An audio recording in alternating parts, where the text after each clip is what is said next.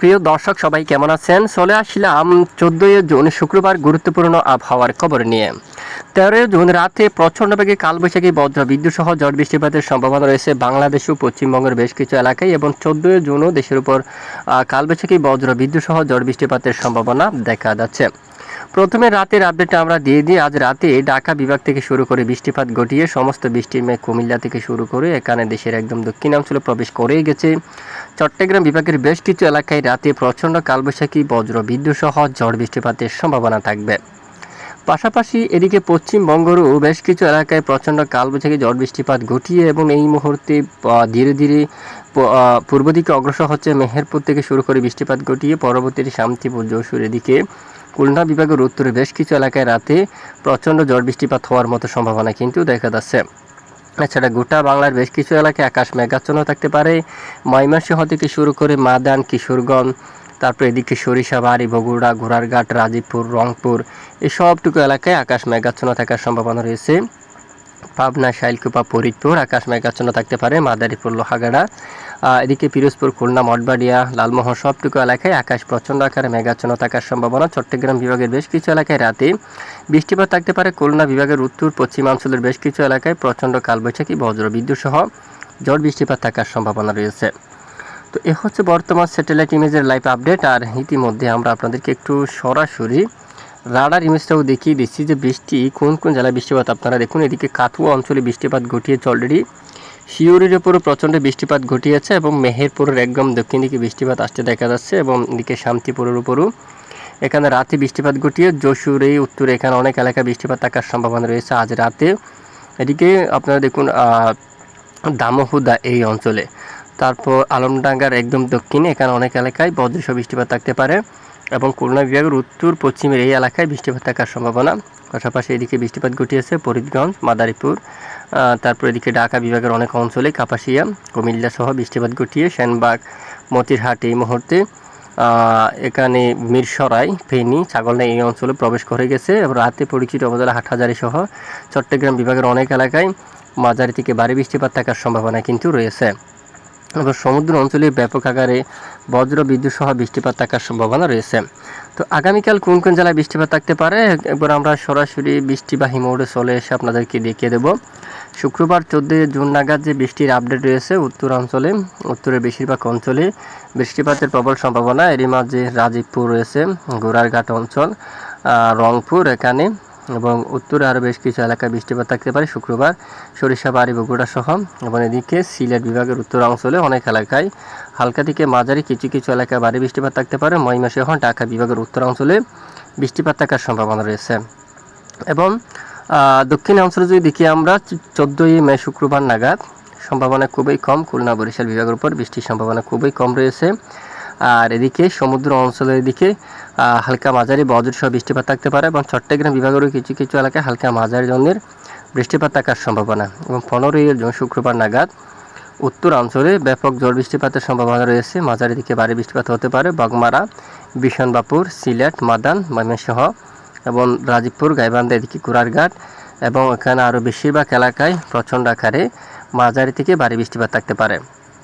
ওই সময় দক্ষিণ অঞ্চলে যদি আমরা একটু দেখি 15 তারিখ নাগাদ, ঠিক দেখুন সম্ভাবনা খুবই কম রয়েছে। চট্টগ্রাম বিভাগের উপর হালকা বিক্ষিপ্ত বৃষ্টিপাত থাকতে পারে, মূলত তেমন বৃষ্টিপাত নেই। উত্তরে বৃষ্টিপাতের সম্ভাবনা আছে অলরেডি। এবং বরিশাল ও খুলনা বিভাগের দিকে যদি 14-15 তারিখের আপডেটটা দেখি, বৃষ্টিপাতের সম্ভাবনা খুবই কম রয়েছে। আর এদিকে হলেও দু এক এলাকায় বিক্ষিপ্ত থাকতে পারে, সম্ভাবনা কম। আর এদিকে পশ্চিমবঙ্গও এখানে বাংলার অনেক এলাকায় কালবৈশাখী মেঘ তৈরি হতে পারে, যেমনটা প্রতিদিনই তৈরি হয়ে থাকে ঠিক সেরকমভাবে বজ্রসহ বৃষ্টিপাত হতে পারে। যে আজ রাতেও বৃষ্টিপাত কিন্তু অলরেডি তৈরি হয়ে গেছে অনেক অঞ্চলে। তো এখানে অলরেডি আগামী 15 তারিখ 16 তারিখ নাগাদ কালবৈশাখী বজ্রগর্ভ মেঘ তৈরি হয়ে বৃষ্টিপাত ঘটার প্রবল সম্ভাবনা কিন্তু উঠে আসছে অলরেডি। এবং 17 জুনের আপডেটেও বৃষ্টিপাতের সম্ভাবনা একদম উত্তরবঙ্গের উপর, আলিপুরদুয়ারের উপর। আর দক্ষিণ অঞ্চলে যদি আমরা একটু দেখি খুলনা, বরিশাল, চট্টগ্রাম বিভাগের উপর, পশ্চিমবঙ্গের দিকে কোনো ধরনের বৃষ্টিপাতের আভাস কিন্তু নেই। মূলত কালবৈশাখী কিছুটা বৃষ্টিপাতের সম্ভাবনা থাকছে ঠিক এই স্থানে দামবাদের দিকে।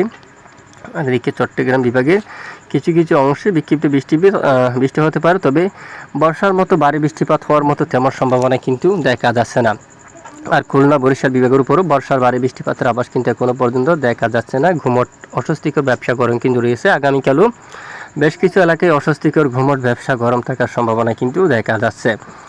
আর বৃষ্টির পরিমাণ মোড আমরা দেখতে পাচ্ছি পরের 5 দিনের রিপোর্টে যে বৃষ্টির সম্ভাবনা সেটি রংপুর বিভাগের উত্তরাঞ্চল সহ পঞ্চগড়, একান্নি, কোচবিহার, ডুবুরি, রাজীবপুর, গাইবান্ধা, কুড়িগ্রাম এবং ময়মনসিংহ, সরিষাবাড়ি, সিরাজগঞ্জ, বগুড়া, কিশোরগঞ্জ, তারপর এদিকে কাপাসিয়া, লাখাই, মৌলভীবাজার, মাদাম, সিলেট, বিশম্বাপুর, নেত্রকোনা সহ ঠিক এই এলাকায় বৃষ্টিপাতের সম্ভাবনা থাকবে। কুমিল্লা, ঢাকা বিভাগের বিভিন্ন অঞ্চলে, চট্টগ্রাম বিভাগের এখানে পাহাড়ি অঞ্চল, ফরিদপুর উপজেলা, চাকদাছড়ি, রাঙ্গামাটি, সাজেক এবং এখানে চট্টগ্রাম আর বান্দরবন, তারপর লামা, আলীকদম, থানচি এবং এদিকে কক্সবাজার, টেকনাফ এই অঞ্চলে হালকা মাঝারি বদৃশ্য বৃষ্টিপাত থাকতে পারে। মূলত পরের 5 দিনের আবহাওয়ার রিপোর্টে সেরকম আপডেট কিন্তু ওঠা আসছে। আর তাপমাত্রা যদি একবার আমরা লক্ষ্য করি, এই মুহূর্তে দেখা যাচ্ছে যে 14 জুন নাগাদ এর সর্বোচ্চ তাপমাত্রা এই যে পশ্চিমবঙ্গের বেশ কিছু এলাকায় প্রায় 43 বা 44 ডিগ্রি সেলসিয়াসের ঘরে তাপমাত্রা থাকার সম্ভাবনা। বাঁকুড়া, পুরুলিয়া, দুর্গাপুর, এখানে আরও দেখুন আরামবাগ, চন্দ্রনগর, কলকাতা এখানে 38 এবং 39 পর্যন্ত, কোলাঘাট 40 পর্যন্ত। আর গরম রয়েছে অনেকটা বেশি, যশোর, তারপর লোহাগাড়া, খুলনা, সাতক্ষীরা, শিবনগর এখানে 37 ডিগ্রি সেলসিয়াসে তাপমাত্রা থাকছে, ঢাকায় 36।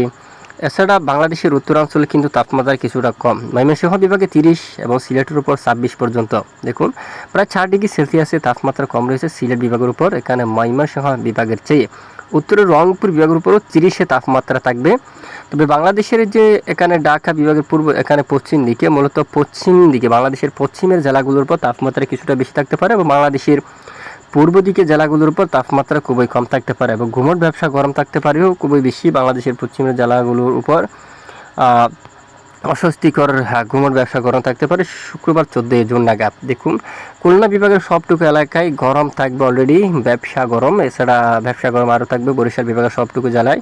চট্টগ্রাম বিভাগের পাহাড়ি অঞ্চলের দিকে ব্যবসা, ঘুমট, গরমের মাত্রা কিছুটা কম থাকতে পারে, তবে সমুদ্র উপকূলীয় অঞ্চলে থাকতে পারে অলরেডি, এবং কুমিল্লা সহ আগরতলা এবং এদিকে ঢাকা বিভাগের সবটুকু এলাকায় অস্বস্তিকর ঘুমট, ব্যবসা, গরম থাকার সম্ভাবনা। কাপাসিয়া, নাগারপুর, সিরাজগঞ্জ, সরিষাবাড়ি, বগুড়া, মহাদেবপুর, রাজশাহী, তারপর এখানে দুলিয়ান, মালদা সবটুকু এলাকায় গরম থাকবে খুবই বেশি এবং পশ্চিমবঙ্গের দিকে জামশেদপুর, পুরুলিয়া, তারপর এখানে বেলদা এই এলাকার দিকে বারিপদা, জলছাড়া, খড়গপুর, এখানে হালদিয়া, 2 মেদিনীপুর, তারপর কলকাতা, উত্তর 24 পরগনা, দক্ষিণ 24 পরগনায় ব্যাপক ঘুমট, ব্যবসা, গরম থাকতে পারে। পুরুলিয়ার দিকে গরমের মাত্রা খুবই বেশি থাকতে পারে, অস্বস্তিকর গরম খুবই বেশি থাকতে পারে এবং বাতাসের যে হাওয়ার, দমকা হাওয়ার দাপটও থাকতে পারে অনেক এলাকা জুড়ে। বরিশাল ও খুলনা বিভাগ দিয়ে দমকা বাতাস থাকার সম্ভাবনা রয়েছে। ফরিদগঞ্জ, সেনবাগ, কুমিল্লা, আমরাপুর, আগরতলা, ঢাকা, কাপাসিয়া সহ অনেক এলাকায় অস্বস্তিকর ঘুমট, ব্যবসা, গরম থাকার সম্ভাবনা কিন্তু খুবই বেশি এবং সাথে এখানে দমকা বাতাস থাকার সম্ভাবনা কিন্তু খুবই বেশি। ঢাকা, কুমিল্লা, বরিশাল, খুলনা এখানে সবটুকু এলাকায় দমকা বাতাস থাকতে পারে। আগামী 15 তারিখ নাগাদ এখানে দমকা বাতাস থাকার সম্ভাবনা রয়েছে। এই মুহূর্তে বঙ্গোপসাগর নিরাপদ, উত্তাল পরিবেশ বঙ্গোপসাগর বুকে নেই। যদি পরিবর্তন ঘটে সবার আগে জানাবো। তো এতক্ষণ আমাদের সাথে থাকার জন্য ধন্যবাদ।